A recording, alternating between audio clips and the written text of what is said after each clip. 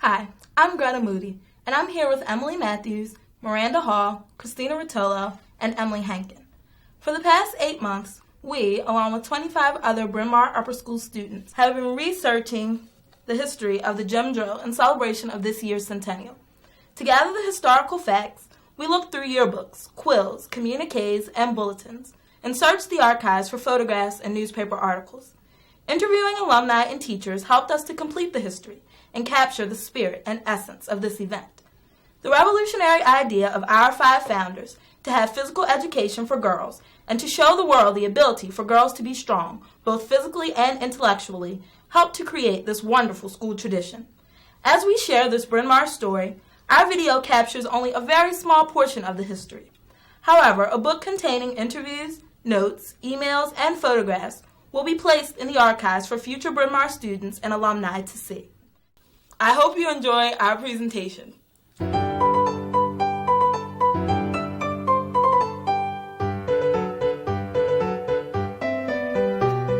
is 1885 in Baltimore, Maryland. In a small house on Utah Street, unknowing but ambitious young girls walk through the doors of a new school.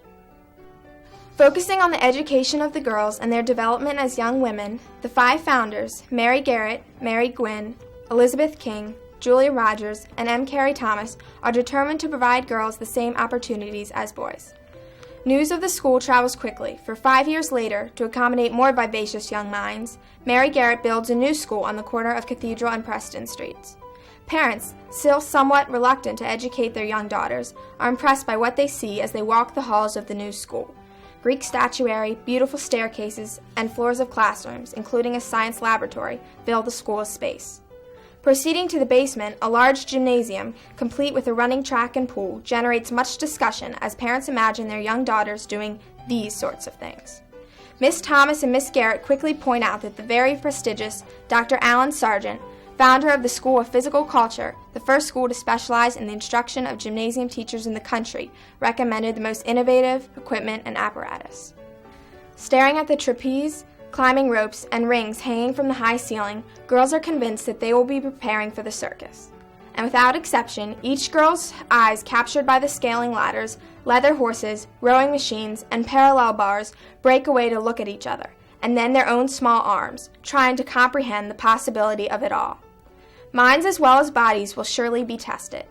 Dr. Kate Campbell Hurd, sensing the bewilderment of her students, gives reassuring glances as the Indian clubs and dumbbells are pulled from the packaging. No task is expected without the proper preparation.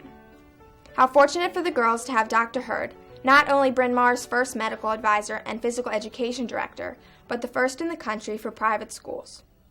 The flurry of activity in the gymnasium seems endless, with girls running, jumping, climbing ropes, and vaulting. Dr. Mary Sherwood, the school's new medical director of the gymnasium, roams about on posture patrol, encouraging the girls to work hard at the Swedish strength training exercises to improve their crooked spines and slumped shoulders. This, however, is not the only motivation for the girls to work hard.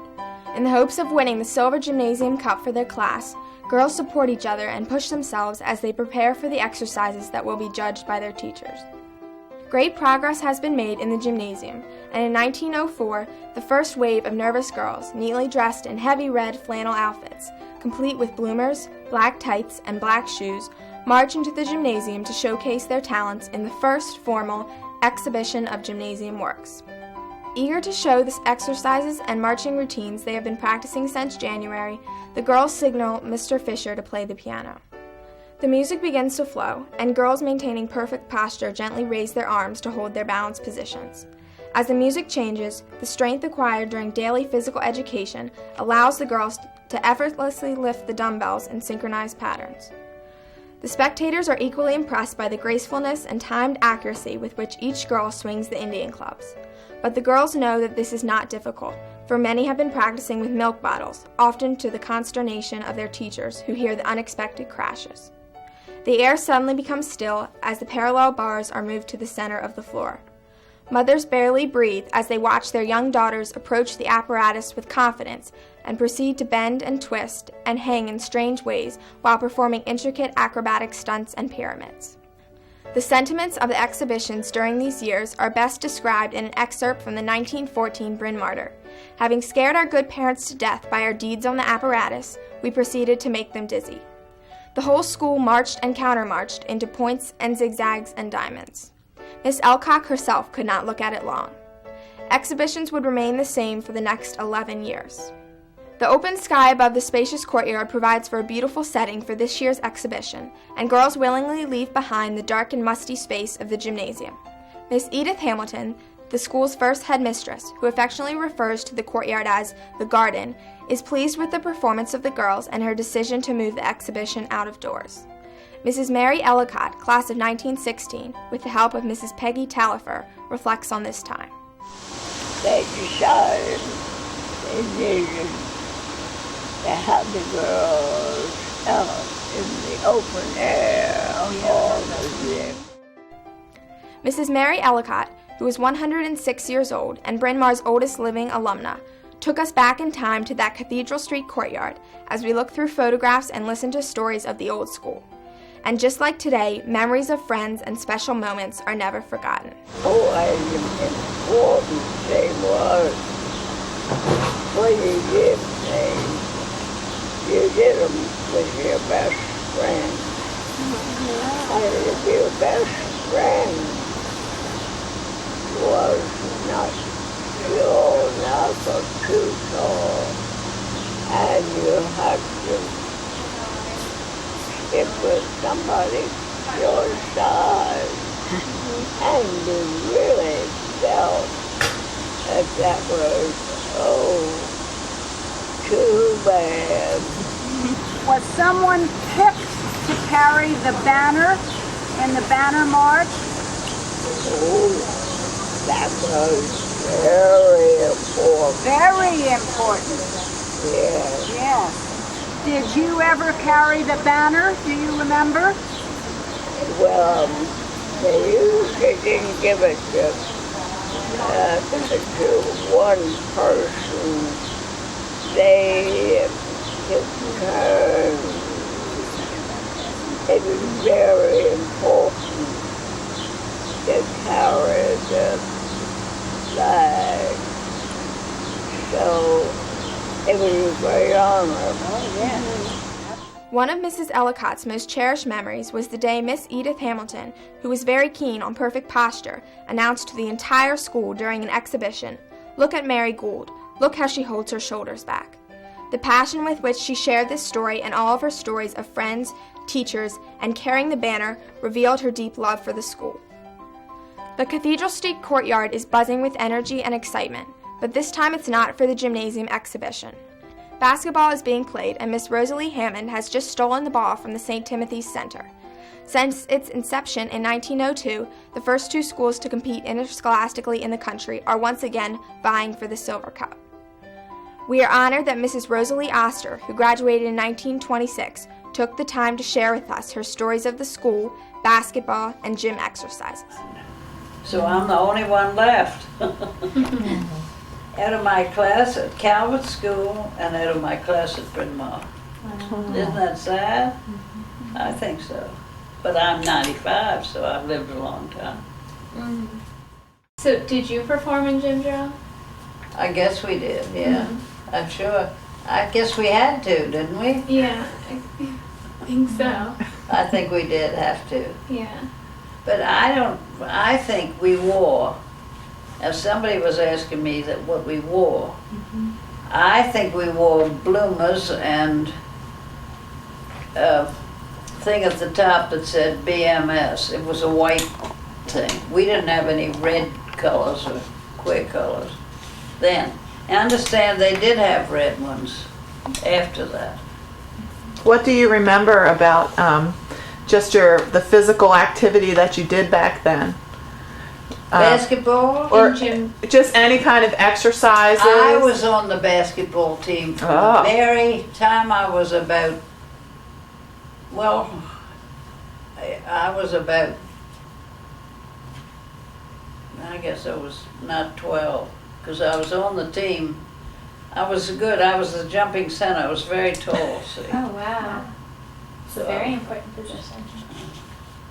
Is this the school that you went to? That's right. Mm-hmm. That's where I went to school. So, do you remember anything like this? Can you see it yet? Well, I don't remember. I do vaguely remember we had these are exercises, I guess, aren't they? Mm-hmm. Yeah, I think we had that at the gym drill. But I don't know that we paid too much attention. Like I this. do remember we had exercises, though. And we had these, you don't seem to have any dumbbells now. No, we don't do that kind of exercise. No, but see, we did. I think we did that. Because it seems to me I remember taking those things and swinging them around. Was it difficult? No, not the way I did it. But I don't think we didn't make much of any of this. See? I don't think we ever practiced for it. Or we never did any dancing or anything like that in my day. See? Now, you evidently do a lot now.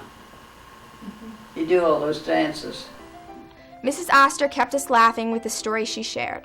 Her real love for basketball and sports, not the gymnasium exhibition, helped us to realize that, like today, sentiments surrounding any event bring about different feelings and emotions. The school says goodbye to Sergeant graduates Miss Dewar, Miss Elcock, and Miss Santos. Gymnasium exhibitions flourished under their direction, and much affection and appreciation for them is found on the pages of the Bryn Mawr yearbooks. As Mrs. Oster begins her final year, Amy Kelly, the school's headmistress, welcomes the girls back to school and introduces the new teachers who will be joining the faculty. Little do the girls know that one woman they're about to meet will change the course of history in sport and physical education for Bryn Mawr and the country. Girls work tirelessly to meet the expectations of their new teacher, and even the most skilled are not exempt from the bellowing of her constant corrections. Indian clubs and dumbbells have found their place in storage as graceful, rhythmical exercises replace those for strength training. Miss Rosabelle Sinclair's new plan for the gymnasium is set in motion, and never before have the girls worked so hard and so long to prepare for gym drill. Unprotected from the eyes of Miss Sinclair in the confines of the courtyard, girls beg their minds to remember all that they have learned. Out of respect and maybe a little fear, they want to do well for their teacher. Girls begin to move their bodies to the familiar piano music that has been playing in their minds since September. Little girls, captivated by the beauty of it all, gaze endearingly at the older girls and dream of the day when they will be able to participate. With the start of the more difficult exercises, hearts begin to race. Forms placed in the courtyard seem to taunt each girl who approaches, but the comfort of a friend's hand helps to alleviate the fear. However, for the most skilled, support is limited and expectations higher. Confidently on the form, creating elegant poses, each girl successfully maintains her balance, a tribute to Miss Sinclair's selection. The sounds in the courtyard intensify as girls anxiously adjusting bells on their calves and scarves and swords in their hands wait to present to the school for the first time the difficult Morris dances from England. With feet moving in perfect timing and scarves flowing into air, the music and the movements become one. Exchanging swords for scarves, the beat of the music encourages girls to step hop as they begin to dance. Working hard to maneuver the sticks in preparation of each lock to form the stars, the girls know the combined effort of the group defines the success of the performance. The dances have ended, and girls suddenly realize a year's work will soon be over. Class captains scurry to grab their banners and line up in front of their classes. On Miss Sinclair's command, the school captain, honored by her selection, leads the school around the courtyard. Though feet are marching in perfect time, minds are consumed with the possibility of earning a gold ribbon for proficiency and grace in physical education and dance. Disappointment covers the faces of many, but spirits soar as class captains receive the class banner of the higher Maine. The first gym drill has ended, and for the next 78 years, the formality and essence of this event will further define itself as a true Bryn Mawr tradition. The dances are the same this year, and nothing has changed. The voice of Miss Sinclair or the preparations for the gym drill. But it's 1933, and the gym drill is performed at the school's new location. The main school, known today as grades 5 through 12, has abandoned its Wednesday classes in the Gordon Building to march, dance, and prove to their parents and the rest of the world how progressive Bryn Mawr's dance and physical education are.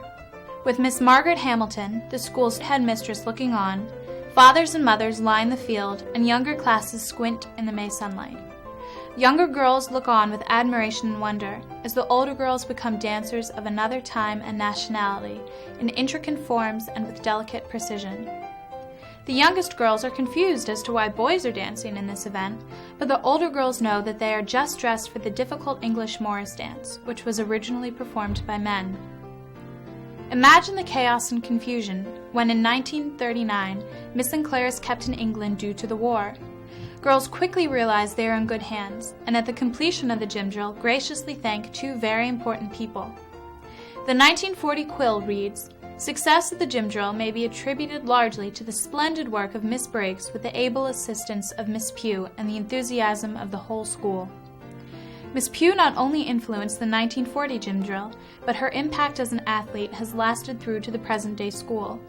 Each year, an award is given to a deserving senior athlete in her honor. As frost covers less of the field and lacrosse balls fly over the new grass, the field waits in anticipation to be covered with white blobs. Time has gone by quickly, for the 1st of May has arrived. Miss Sinclair's commanding British accent once again explodes over the girls, marching in perfectly straight lines in perfectly pressed brown tunics and perfectly white shoes and socks. Miss Dorothy Phipps, Bryn Mawr alumna, past faculty member, parent and grandparent of Bryn Mawr daughters and granddaughters, was once a part of those same straight lines. Well, Miss Sinclair was she was a presence. She had a very British voice, which was very loud, and she carried herself in a manner where, if she spoke to you, you paid attention. You didn't. It was, if she said your name, you stopped cold in your tracks, because that was the kind of a person she was. She brought lacrosse. You probably know this. She brought lacrosse to the United States from England. Right. And her great friend was Miss Appleby, and who's legendary also. I remember when I was in the gym drill, and the gym drill in those days was very, I guess you could say, very stylized. I mean, it was absolutely, there was no nonsense. It was absolutely perfect. And I remember once that I was about a half an inch to an inch out of line, and I was so mortified because she stood at the top of that hill on that little wooden thing, and she said, my maiden name was Wolf, and she said, "Wolf, you are a half an inch out of line. Please step one step to your left." And I was dying. Yeah. But I stepped one step to my left, and she said, "Thank you. We will now go on." And was this during the actual gym drill? Absolutely. My parents were sitting on the hill. Oh my goodness. I was devastated. Oh goodness, it was just... But that's the kind of a gym drill it was. Right. I mean, there was absolutely no nonsense. Everybody did everything in a precision manner. With arm and leg movements being meticulously performed, girls remained focused and disciplined. But as the music suggests the abdominal exercises, giggles and darted eyes searched the audience. What did the girls wear for gym drill? Brown tunics. Handsome brown tunics. And then the boys from Gilman came, and you were down on the ground doing your legs and doing like this. So embarrassed. Well, we had a brown tunic that we wore, and bloomers. And the Gilman boys used to love the gym drill because we have to get down on the ground, put our feet up in the air. And the boys would all whistle and carry on. Surviving the exercises and dances, some girls joyfully run down the field to receive bars and stars, while others remain seated on the field, wondering why their names have not been called. No, I had gotten a bar every year and the stars along the way until my, what was the 7th name for me, which was junior year. And I just expected, there's no reason why I wouldn't be getting it. And they read the names off right at the gym drill at that point. So like, and when they didn't read my name off and they went to the next class, I was really devastated. Just devastated. I couldn't think what I had done wrong. I kept thinking, and then somebody said, they had so many people in your class that they were going to have to give cups to that they just have to cut it back. As we listen to Mrs. Peggy Tallifer, class of 1945, share their story with her daughter, Meg Tipper, granddaughter Maggie Feiss, and all of us, we wished at that moment that we had a gold bar to give her. Though feared by many but loved by all, Miss Sinclair's voice echoes through the memories of many Bryn Mawr alumni. As we listen to Mrs. Mary Louise Carey Faber, class of 1950, share her sentiments of Miss Sinclair, the picture became even clearer. If any of us got out of line or had dirty sneakers or, heaven forbid, that we whispered something, Miss Sinclair would scream at us over the megaphone in front of parents or what have you, and she would say our name and we would be unbelievably humiliated. And yet I loved her unbelievably. She set really high standards in everything she did and gave us great pride in the gym drill. On the pages of the 1955 quill, we discovered a wonderful reflection by Kay Barnes, class of 55, who writes to Miss Sinclair, "Remember me? I'm the one you were always yelling Barnes at with verve, gusto, and often extreme annoyance. I shall never forget the beautiful and stately and exciting gym drills and banner marches. What a treasure it was to have been lucky enough to have gone to Bryn Mawr. It was the teachers like you that made the school so special. For many, such appreciation may be difficult to understand, but in the lives of those whom Miss Sinclair has touched, it is the striving for excellence and sense of accomplishment that dominate their hearts and minds." Miss Margaret Briggs stands in front, alongside the piano, a round white drum squatting to her side. She receives an affirming nod from Miss Norma Simmons, who joins her on the platform. The signal is given, and as Mrs. Stone plays the first chords of the opening march, suddenly a repetitious booming sound resonates down the field. Well, let me see. I guess Margaret Briggs got the drum. A friend of hers who was according to legend anyway, was in the Baltimore Symphony Orchestra, and just gave her the drum, that had to be sometime in the, I guess when Miss Sinclair retired, was in the late 40s, like 48, 49.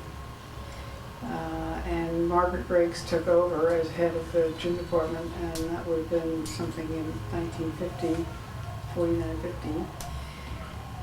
And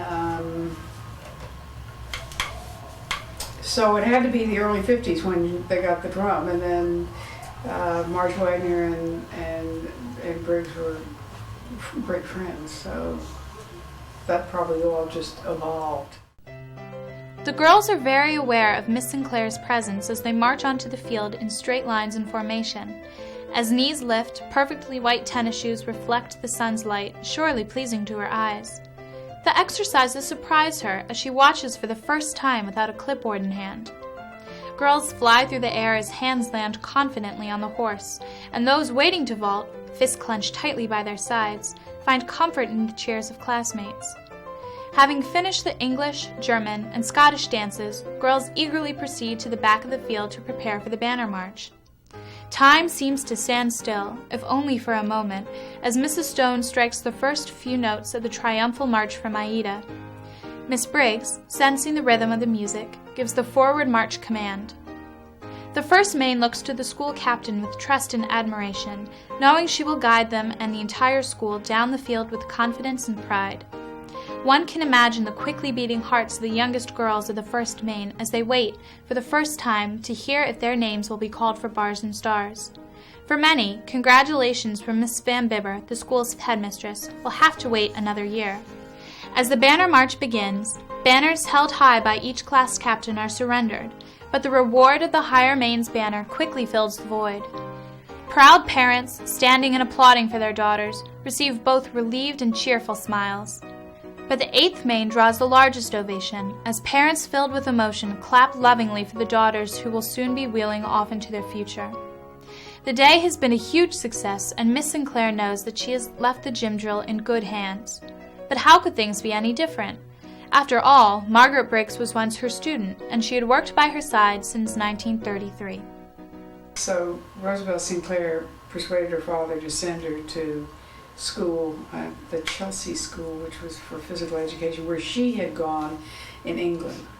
And she spent 4 years there getting her degree, and then came back and worked for Miss Sinclair. And then when Miss Sinclair retired, she took over as head of the department.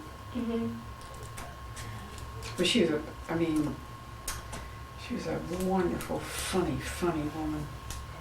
Just full of a lot of joy and played tricks on you. But she was great. I remember when my daughter was in the 2nd or 3rd grade, and she had to stay, and there wasn't anybody to take care of her. She would come up to the gym office with her homework, sit there and do her homework for her. And I would say to Briggs, now look, she's got to do her own homework. Don't do it for her. Oh, I won't. I wouldn't do that, Dottie. I wouldn't do that. Yeah, well, she did. Because she just didn't like to see anybody struggle. She was a very loving, caring woman. So, and very, very funny. Yeah. Great sense of humor. The trees of the orchard make way for new buildings to accommodate the growing student body. It is 1958, and girls eagerly await the completion of a new, much larger gymnasium. Miss Simmons, Miss Briggs, and Miss Ball are thankful for the new gymnasium, as the weather will no longer create a serious dilemma for the gym drills. In 1962, the gymnasium is dedicated to Miss Catherine Van Bibber, who 19 years earlier, during wartime, wrote, "The world will need people with sound physical health and clear reasoning minds." With these things in mind, the Bryn Mawr School continues its work in physical training, in English, in mathematics, sciences, and languages. As the school year opens, preparations for the gym drills have already begun. Girls anticipating who their partners will be and the dances selected wait impatiently for teachers to make their decisions. Perfect brown tunics and perfect behavior do not escape the girls of the First Maine. The youngest girls, dreaming of displaying their first bar in the front of their tunics, work diligently at the exercises and dance steps. The older girls work equally hard, but they know who their leaders will be, for bars and stars already adorn their tunics. The bars and stars that people received were actually sewn onto your tunics, so that it was almost like a badge. Anytime you put your tunic on, you had that bar or star. It wasn't just attached to your sash. So it was somewhat of, people always knew if you didn't have them or if you had them. Mm-hmm. So that's something that's a little different than today.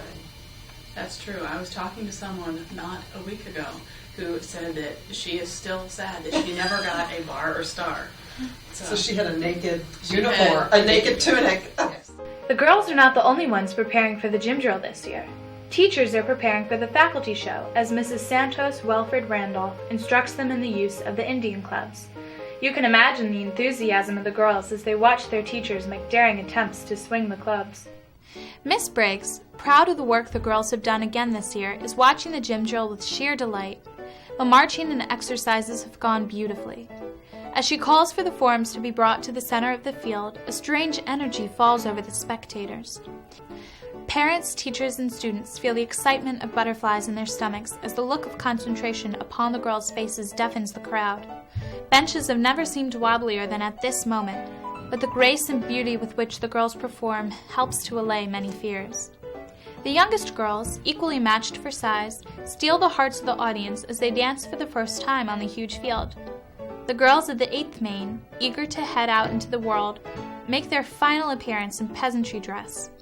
The joy with which they dance fills the students and spectators with the spirit of the school, and once again, little girls wonder why boys are performing in gym drill. Did you have a separate dance that the seniors choreographed themselves? No, we got to do a dance dressed up, but it was not choreographed like you guys did. What kind of costumes did you guys wear? Well, my senior year, we did some kind of country dance. That's all I can remember, because the boys had on overalls and the girls had on skirts down to their ankles with aprons, and so that's the most I can remember. Yes, I was a boy. Oh, you pretended to be boys. The world is changing, but the tradition of gym drill remains untouched, preserved by the faces of those who seldom seem to change. Just when I think about the phys ed department, I just think about high energy, and they just loved what they did. Everybody always loved to be a part of the group, and it was always just very tight community, and it was like my second home. I would come in the morning and I'd come right to the gym department. I never went to the senior room, or I came right here. This was my home base, and everybody would be here, and I guess the fact that the teachers stayed for so long is a testament to that they love their job and their students. With the tradition of gym drill growing in the hearts of more and more girls, the progressive vision of our founders is honored, and the Bryn Mawr School continues to move forward. It is the early 70s, and Miss Diane Howell, the school's headmistress, leads the mains of the old school into the grades of the new. It is a wonderful Wednesday. The sun is shining brightly, and academic classes have ended early. As in years before, the growing spirit among the students cannot be contained as they await for the gym drill to begin. Miss Norma Simmons is so pleased with the cooperation of the weather, but most importantly, with the cooperation of the girls and the support of her staff. Miss Simmons, watching the vision of beauty marching towards her, appreciates the effort of all the girls. Lost in green tunics, distinguished from the freshly cut grass only by their bright smiles and sashes, girls display through their actions the love and appreciation they feel for her. She was a beloved teacher, and yes, she coached all the sports. I mean, they weren't different coaches for different sports. Basically, she coached hockey, basketball, and lacrosse, which were the three main sports, and pretty much choreographed all of the exercises for the gym drill and learned all the dance. She did everything.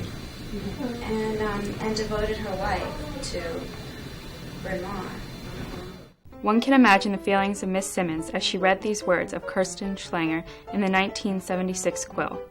Some girls take these exercises seriously, and others are determined to do them perfectly. But others find laughter hard to suppress. Arms and legs, moving in unison, or maybe not, are really quite a weird sight. The gym drill is a long-standing tradition at the Bryn Mawr School. It is one of the few activities where group cooperation is the most important, and every student participates regardless of ability. The individual melts away to aid in the group impression.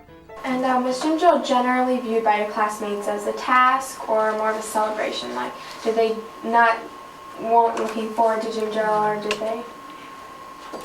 In my year, everything was apathetic in the 70s except the gym drill. People loved the gym drill. Okay. They loved it. It was more fun because you laughed, and it was something you did as a class. And as Mom said, everybody participated no matter what your ability was. It was a real up thing. People really enjoyed it. We were into tradition in those days.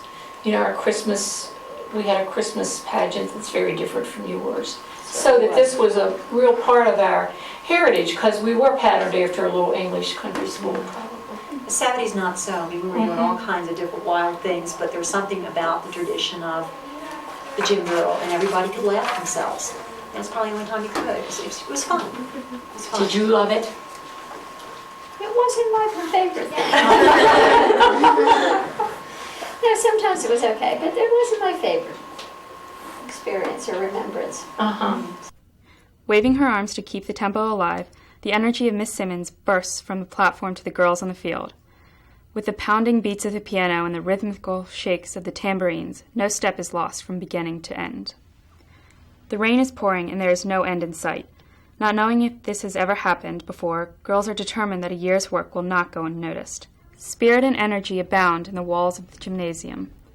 Girls perform the Princess Royal, a Morris dance from England, with grace and confidence, never skipping a beat. With bagpipes echoing through the gymnasium, the intricate footwork of the difficult Highland fling from Scotland sends awe among the spectators, as a clearer, closer view brings to reality the difficulty of the dance. Despite the obstacles, the girls of the 1977 gym drill have once again made everyone proud. Looking again upon the field of green, Miss Simmons knows this will be her last gym drill as she says goodbye to the school in 1982.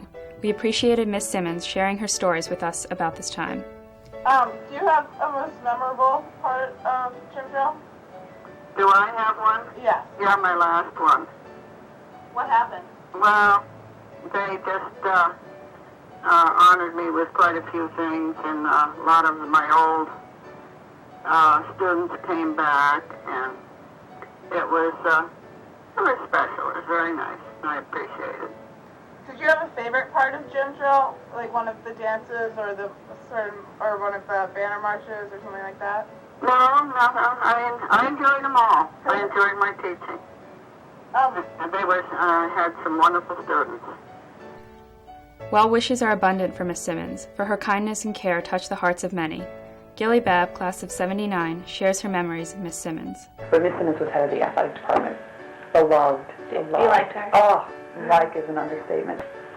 She had a wonderful way of making you feel successful even if you weren't a terrific athlete. I was average. I really was. And yet I felt so valued by her. The early morning rains have created quite a commotion. As unsuspecting girls sit to begin the abdominal exercises, cries and laughter echo down the field as bloomers become saturated with the wet ground. Miss Simmons finds it difficult to contain her own laughter. The covered bank of the field, filled with parents, friends, and alumni, confirms the strength of this unique tradition. With much determination, the girls are eager to perform the sword dance for the spectators, and more importantly, for Miss Simmons. And she is proud, for all the swords become stars above the circles of dancing girls. With arms held high and hair bouncing, girls soar into the air as many feet return to beat upon the soft ground. The audience soon realizes this dance is no easy feat as they hear the sound of the first cracked stick. Caught up in the contagious energy and laughter, the girls move in unison to the music of the all-school dance. Missteps and embarrassing moments govern the conversation as girls proceed to the back of the field for the banner march. While dancing in the wind, brightly colored banners are held high by their captains. The growth of the students, in accordance to where they are placed on the field, becomes apparent, and parents envision the day when their daughters will relinquish the senior banner and head off into the world.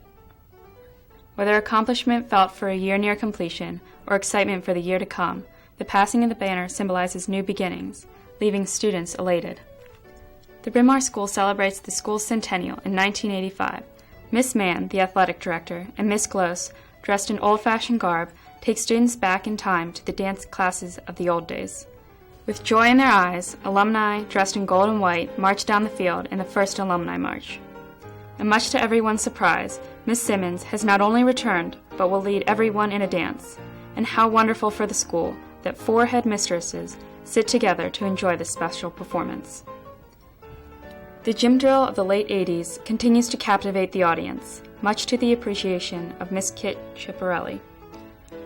She senses the school captain's nerves and lends reassuring thoughts, but she knows the captain will lead the school with honor. It's a beautiful day, and the school is prepared to begin. With cameras ready, parents eagerly await to capture that special moment of their daughters. The teapot exercise, once again, is performed beautifully, and much to the delight of the students, the ground is quite dry. Shericon Bettler-Duncan, Kate Spies-Guyton, and Susie Feldman-Rosenthal share their memories. Okay, what are your memories of gym drill? My strongest memories are of Mrs. Wagner and her drum and of our blocks. Yeah, I would have to say those two and going like this. That was repeated several. That was my favorite exercise. Why, I don't know. It looked really neat, everybody doing that at once on the field. I actually remember the better dancers being in the front of the class, and I remember always being in the back row. The spirit and sense of fun of the senior dances brighten the field. And as the banner march concludes and the seniors come through the junior class, emotions of joy fill the air. Silver cups may be held in the hands of few, but the spirit of friends is captured by all. Mrs. Duncan shares her memories. Let's put it this way, there was lots of moaning and groaning during the year, but when it actually came to the day and doing it, it was a lot of excitement. People were really into it. I think there was a lot more moaning and groaning for those who weren't as coordinated or not as dance inclined. I think it was a little bit more difficult, but it was almost like getting married. You make all these, plans, but when you get to the day, everything's perfect, no matter what. Somehow everybody's in line, everybody's doing what they're supposed to. It somehow just worked out. It has been a beautiful gym drill, and the smiles of teachers' faces join those of their students. Gym drill would not be complete without the maypole dance. signifying the opening of the bazaar. As small hands move the long flowing ribbons, the beauty of the maypole is created, and no girl feels more special than at this moment. Carrie Fetting Smith, class of 2001, writes, "In my lower school experiences, I remember doing the maypole. I remember laughing with my partner, having a lot of fun, and wearing the wreath of daisies on my head, feeling like a princess." It is the mid-90s. A very spirited woman, Mrs. Maureen Sanborn, replaces Mrs. Pat Becker as the school's new athletic director. Tiny figures from the little school can be seen gazing into the windows of the beautiful Barbara Landis Chase dance studio as Mrs. Diana Curran challenges girls to express themselves, to leap and turn, plie, and pas de bas. The old and new worlds of dance are joining together. With the Alumni Banner March securely in place, alumni will be part of each gym drill for years to come.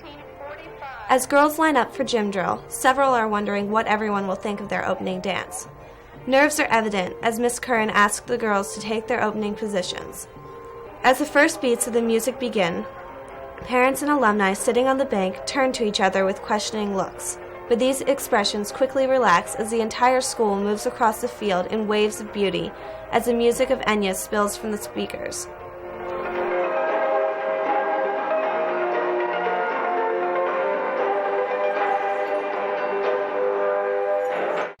Oh, the exercise with Miss Curran. Okay. That she, remember Let It Whip? I do, I can still do it. I know.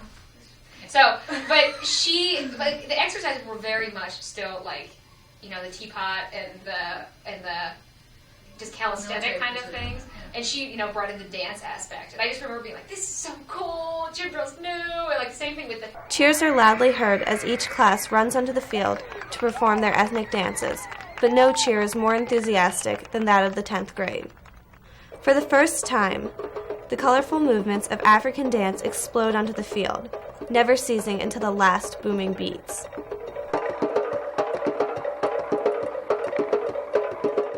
Dressed in green tunics, seniors prepare to run down the field to receive awards from Barbara Chase for the last time.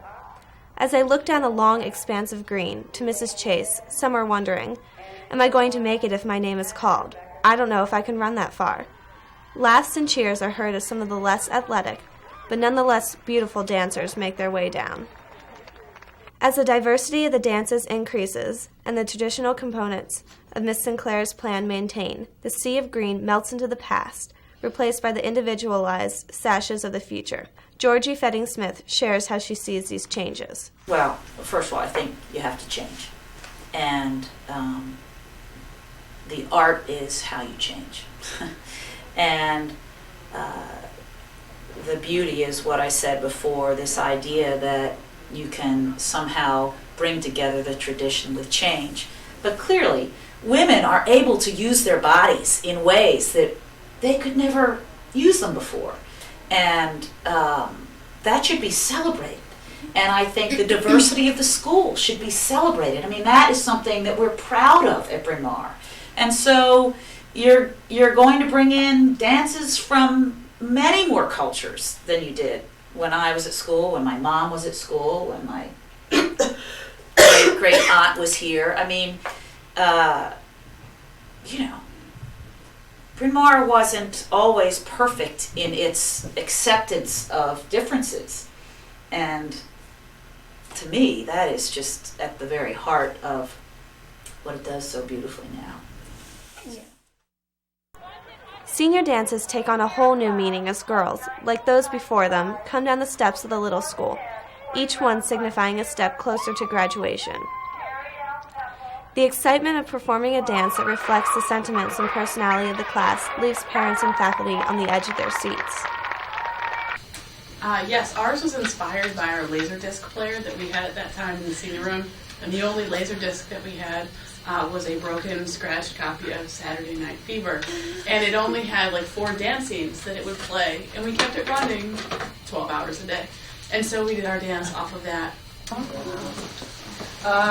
For ours was a Japanese dance inspired by the exchange student in our class, and we all learned it the night before. Because you've got choreographers here. Oh, the last couple of senior dances were spectacular. I mean, somebody really worked on those. Well, I don't even remember.